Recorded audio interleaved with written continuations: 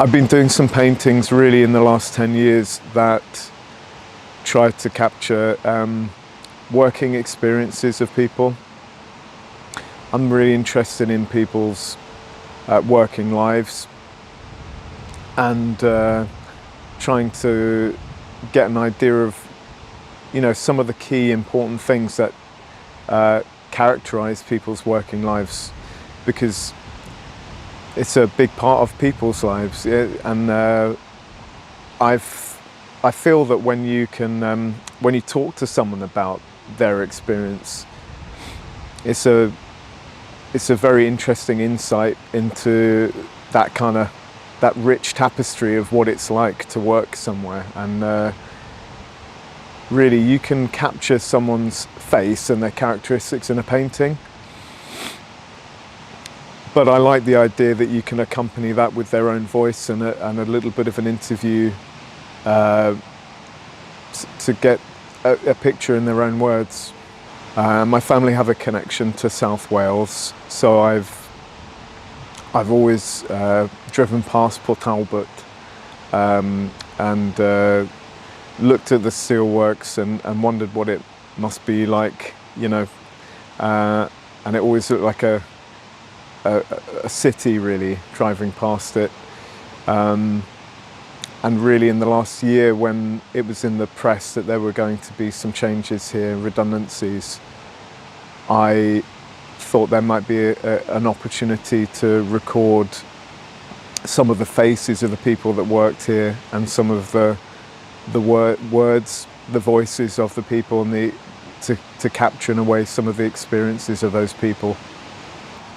I've made studies, little sketches of 16 employees who have, ranges from people that have worked here maybe for a year to people that have worked here for in excess of 30 years.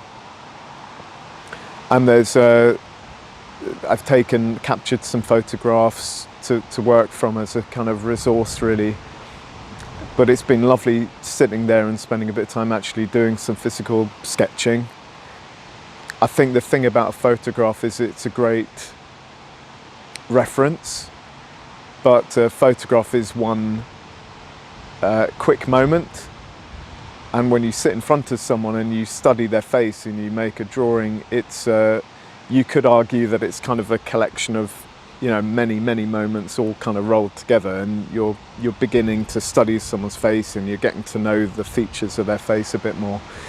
So what I plan to do is create a series of paintings, and they may be oil paintings, they might be watercolours, and I'll probably do in some cases maybe a series. So I might do some sketching, I might do some pastel work, I might do a watercolour and an oil painting from maybe one based on the sketch and maybe one based from the photograph. But to accompany that, I've made audio recordings. And what I plan to do is cut out my voice of asking a question, and I plan to sort of edit those answers down into little chapters, audio chapters. And I would love to keep the paintings and the audio together in a collection.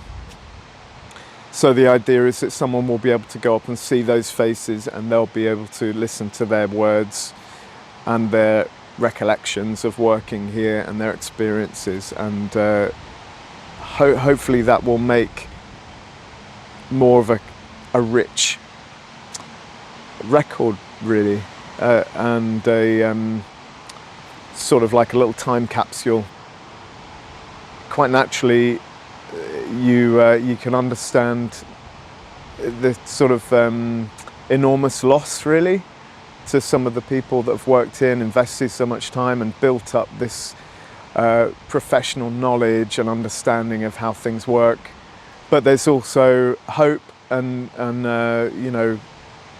anticipation. I think that there'll be a future where steel production will continue. A lot of people I've spoken to here have a kind of a pragmatic approach to it, and kind of understand that technology moves on. Eventually, it has to, and the the commitment to the carbon release and the environment and this sort of commitment to green steel. It's been a real eye-opener for me, capturing some experience and in a way seeing it when the process is kind of gone cold. It has a lot of this place has a lot of kind of power in the architecture, the space itself. It's like a piece of sculpture. So seeing it at this stage from an artistic point of view, I suppose is interesting and inspiring in that sense. I think the most inspiring thing is meeting the people, meeting the workers that have worked here. They're inspiring, and I think people in the future will find them inspiring too.